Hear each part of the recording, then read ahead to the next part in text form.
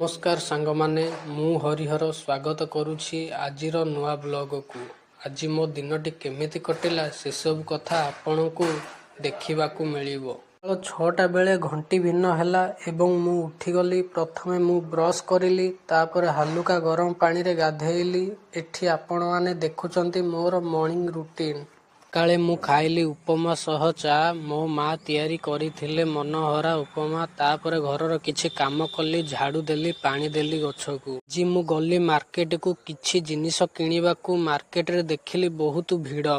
ଆପଣମାନେ ଦେଖନ୍ତୁ, ଏହି ହେଉଛି ଲୋକାଲ ମାର୍କେଟର ଭିଉ। ସନ୍ଧ୍ୟାରେ ମୁଁ ଛାତ ଉପରେ ବସି ଚା ପିଇଲି ଓ ଏକ ଛୋଟ ନିଭୃତ ମୁହୂର୍ତ୍ତ ଉପଭୋଗ କଲି। ତାପରେ ବ୍ଲଗ ଏଡିଟିଂ କଲି ଓ ଅନ୍ୟାନ୍ୟ କାମ ଶେଷ କଲି। ତେବେ ଏହି ଥିଲା ଆଜିର ଦିନ। ଆପଣମାନଙ୍କୁ କେମିତି ଲାଗିଲା କମେଣ୍ଟ କରି ଜଣାନ୍ତୁ। ଭଲ ଲାଗିଥିଲେ ଲାଇକ୍ କରନ୍ତୁ, ସେୟାର କରନ୍ତୁ ଓ ଚ୍ୟାନେଲକୁ ସବସ୍କ୍ରାଇବ କରନ୍ତୁ। ପୁଣି ଥରେ ଦେଖା ହେବ ଆଗାମୀ ବ୍ଲଗରେ। ଧନ୍ୟବାଦ।